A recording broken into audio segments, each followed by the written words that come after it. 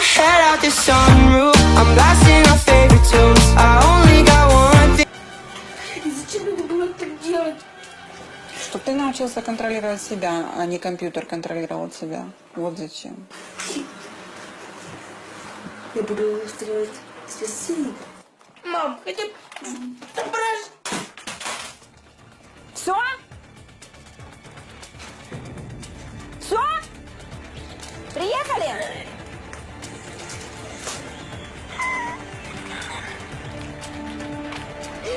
В Сашка починається ломка. Залишившись без комп'ютерних ігор, він вмовляє маму дозволити йому бодай телевізор. Пока у нас эту неделю компьютерного телека не будет.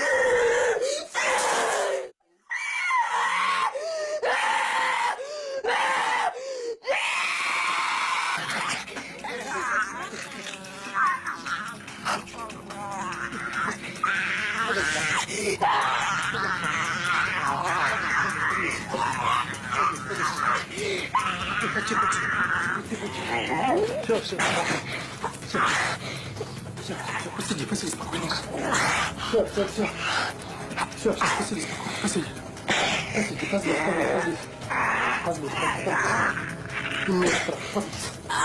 Assalamualaikum warahmatullahi wabarakatuh. Nama saya Muhammad Hakim bin Zamri. Nombor matrik saya 10 DLS 21F1081.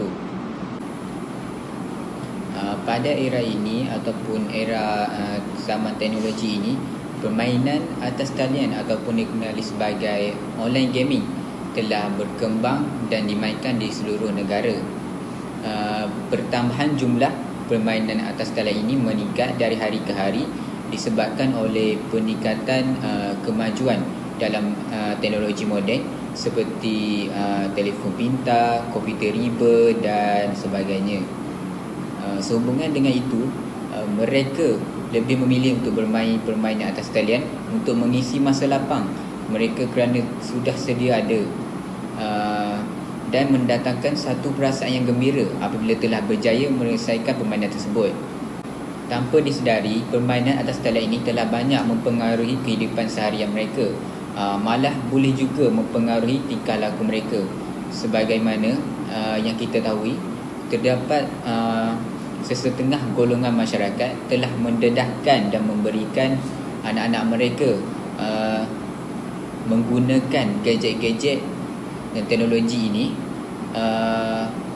walaupun masih berusia dalam lingkungan umur 5 tahun dan ke bawah.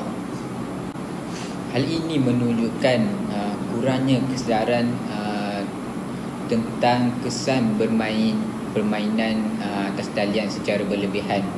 Ramai yang berpendapat bahawa permainan atas talian ini terutamanya kepada golongan remaja boleh membawa kesan negatif. Tidak hanya dadah, tetapi permainan online ini boleh memberikan kesan besar terhadap golongan remaja, terutamanya dari segi kesihatan, pembelajaran dan tingkah laku. Okey, untuk objektif bagi video ini pula, kita dapat mengenal pasti punca yang menyebabkan berlakunya ketagihan online game ini dalam kalangan remaja. Untuk objektif yang kedua, kita dapat mengkaji kesan terhadap ketagihan permainan atas talian di kalangan remaja. Dan objektif terakhir adalah kita dapat membincangkan bagaimana cara untuk mengatasi masalah ketagihan online game ini terhadap remaja. Hiburan merupakan satu fitrah yang disukai oleh manusia. Semua yang menginginkan hiburan untuk menghiburkan hati mereka. Namun, adakah mereka memanfaatkan sepenuhnya hiburan tersebut mendekatkan diri kepada Allah SWT, atau menyalahgunakan hiburan tersebut untuk perkara-perkara yang menuju kepada maksiat? Hiburan yang memberikan kesan buruk kepada individu dan masyarakat. Contohnya berhibur sehingga mengabaikan solat, bekerja mencari rezeki dan sebagainya. Hukum sebegini, hiburan sebegini hukumnya adalah haram. Allah SWT menjadikan kehidupan dunia dengan penuh keseronokan, permainan dan kelalaian. Semua itu adalah untuk menguji siapakah dalam kalangan hamba-Nya yang paling banyak amalan dan yang paling banyak bersyukur kepadanya. Dalam satu hadis yang diriwayatkan oleh Imam Al-Bukhari yang menceritakan tentang kisah Aisyah binti Abu Bakar berhibur dengan mendengar lagu yang dinyanyikan oleh wanita Ansar. Rasulullah SAW membiarkan Aisyah mendengar lagu tersebut hingga Aisyah sendiri merasa cukup dan berlalu pergi dari situ. Kita dapat lihat di sini bahawa Rasulullah SAW tidak menghalang Aisyah demi mendengar lagu yang dinyanyikan oleh wanita Ansar tersebut, sehingga Aisyah sendiri merasa cukup. Rasulullah SAW sendiri menyatakan bahawa hiburan itu memang seronok, tetapi solat yang dinyatakan oleh baginda Rasulullah SAW lebih seronok daripada melakukan perkara yang melalaikan. Bismillahirrahmanirrahim. Assalamualaikum warahmatullahi wabarakatuh. Nama saya Muizuddin Mukris bin Muslim, nama matrik 10 di LS 21F1022. Pada hari ini saya akan menerangkan kenapa di kalangan remaja kenapa orang-orang remaja sekarang ketagih bermain game. Okey, pada poin pertama saya ialah pengaruh rakan sebaya. Kenapa pengaruh rakan sebaya? Seperti yang kita lihat pada remaja sekarang, bila sampainya di sekolah, pada waktu lapang tu mereka akan selalu menceritakan tentang video game lah. So itu akan membuatkan nafsu untuk main game tu akan jadi tinggi lah. Balik tu memang mesti cuba, takkan tak cuba. Okey, yang itu adalah poin pertama. Daripada itu kita haruslah memilih rakan yang baik supaya kita tidak terjebak dengan benda-benda macam ni. Daripada hadis yang saya petik, iaitu yang saya dapat dekat Google, ialah daripada Abu Hurairah radhiyallahu anhu berkata, Rasulullah sallallahu alaihi wasallam bersabda, yang bermaksud seseorang itu berada di atas agama kawannya. Oleh itu hendaklah seorang dari kamu melihat dengan siapakah dia berkawan. Hadis riwayat Abu Daud dan At-Tirmizi.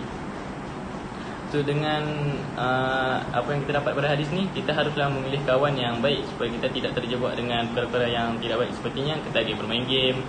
Selain itu pergi merempit dengan member-member. Yang ketiga yang lagi teruk ni ketagih dadah, cucuk bawah jabatan ke. Okey, poin yang kedua ialah media massa dan elektronik. Yang seperti kita tahu, pada zaman-zaman ini semakin majunya elektronik ni, ada pelbagai jenis sponsor yang dicipta untuk bermain permainan video. Di antaranya komputer, Xbox, PlayStation dan banyak lagi. Perkembangan media massa dan elektronik juga menyumbang kepada masalah ketagihan permainan video ini. Media massa yang sering mempaparkan tentang permainan video yang baru dan yang penuh dengan aksi dan kualiti grafik yang pasti akan menarik para remaja untuk mencubanya. Termasuk dengan saya juga, saya pernah bermain game. Tengok daripada iklan-iklan di TV, media masa sekarang ni, PlayStation, Xbox, komputer, game-game komputer yang mempunyai grafik tinggi, macam contohnya Genshin Impact, Valorant. Pun nama remaja ni ketagih bermain Mobile Legends, PUBG. Benda-benda ini ada kesan positif dan ada kesan negatifnya. Dan poin ketiga ialah ibu bapa kurang memberikan didikan kepada anak, ataupun tidak hirau anak ni buat apa. Sebagai contohnya, kalau kita lihat di dalam kampung kita, kampung sendiri berapa peratus yang pergi masjid, berapa peratus yang dalam bilik main game, berapa peratus yang pergi merempit. Peratus yang bermain game dalam bilik dan merempit tu lagi tinggi, sebab saya dalam kalangan yang bermain game dalam bilik.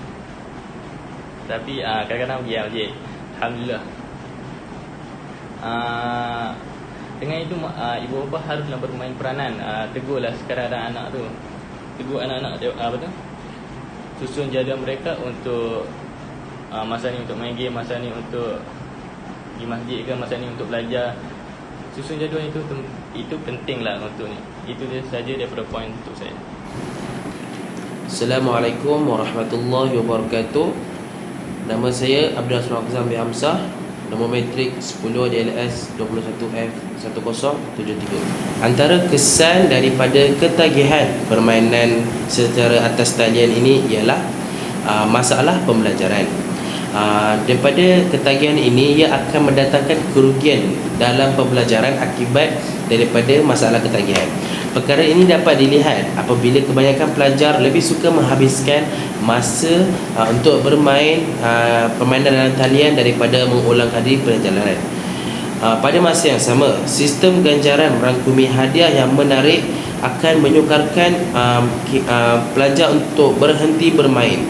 Akibat daripada perkara ini, mereka tidak dapat menyelesaikan tugasan, menyebabkan kerja tertunggak dan tidak dapat menumpukan perhatian semasa sesi pembelajaran. Seterusnya, menjejaskan kesihatan.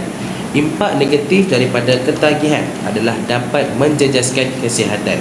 Perkara ini berlaku kerana mereka lebih cenderung mementingkan permainan daripada melakukan aktiviti-aktiviti yang dapat memberi manfaat seperti bersenam, bermain badminton, berbasikal, berkebun, menolong ibu bapa dan sebagainya.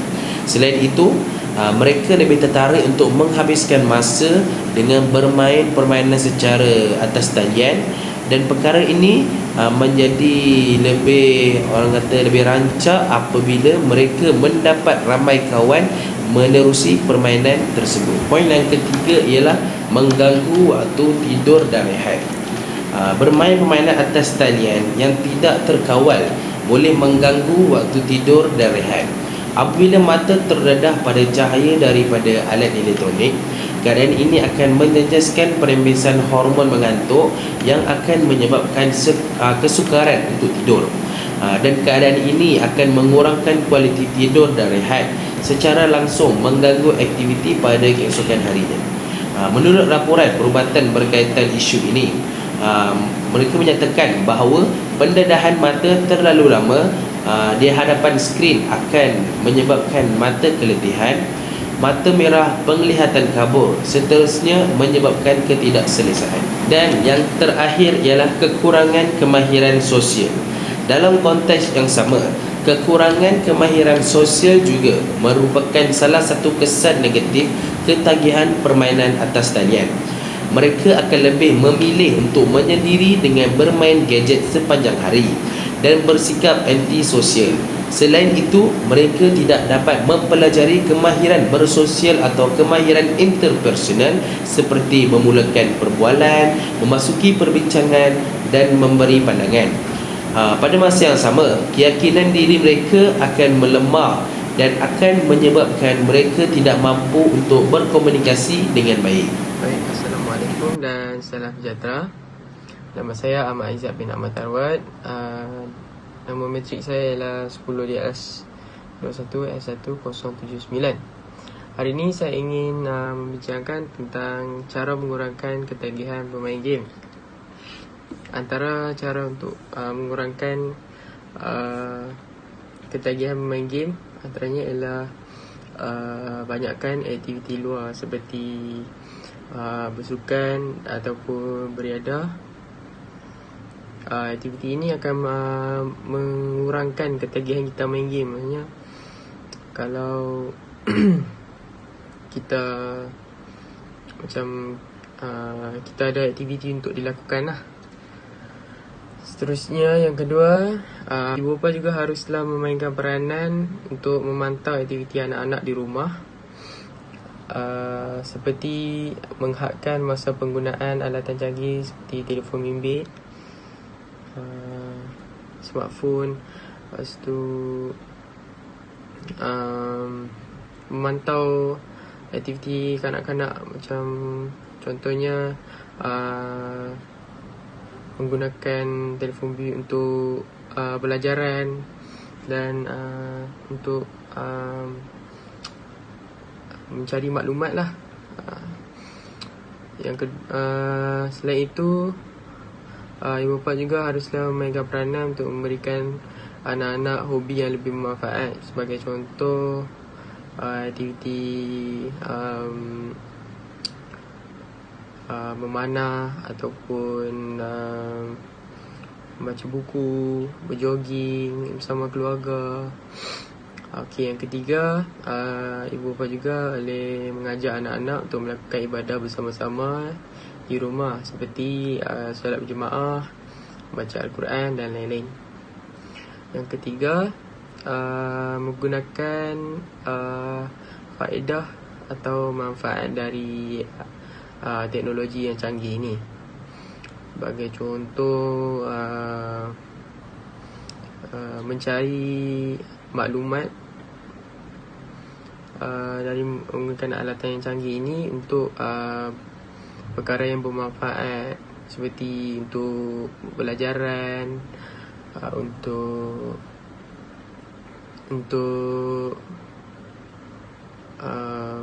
mencari maklumat lah di laman sawang internet ni. So disebabkan terlampau banyak kelebihan menggunakan internet ini, so jadi tindakan kita kena lebih berhati-hati dan lebih cekap. So kita haruslah bijak menggunakan internet ini. Dan bermain game ini adalah satu gejala yang tidak baik. So kita haruslah berpada-pada dalam bermain game, terutamanya menghadkan waktu untuk mengelakkan ketagihan lah. Selain itu,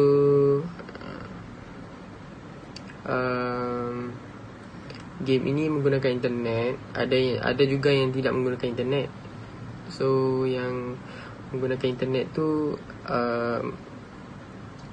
sangat tidak bagus lah, sebab kebanyakannya yang tu yang lebih membuatkan kita ketagihan. So dari segi keburukan juga banyak juga. Banyak sangat keburukan bila main game ni. Kebaikan ada tapi sikit. So seboleh-bolehnya janganlah main game, sebab dia akan merosakkan cara pemikiran kita, kita punya berfikiran kita lah. So ia akan menyebabkan pelajaran jadi teruk.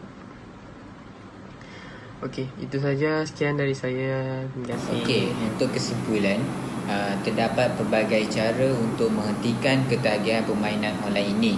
Oleh itu, pelajar mestilah mempunyai keazaman yang tinggi untuk mengongkong permainan video ini daripada mempengaruhi kehidupan seharian. Bulat air kerana pembentung, bulat manusia kerana muafakat.